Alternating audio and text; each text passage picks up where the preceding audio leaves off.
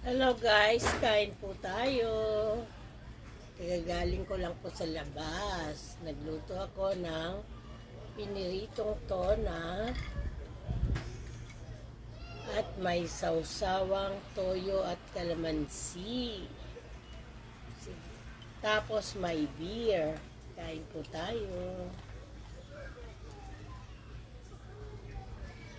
Hagad na hagad po ako ngayon kasi everyday po ang dami kong trabaho talaga.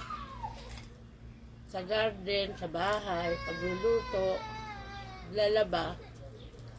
Ganyan po ang housewife. Pero happy ako at nakakain ko ang gusto ko. Favorite ko ay fish.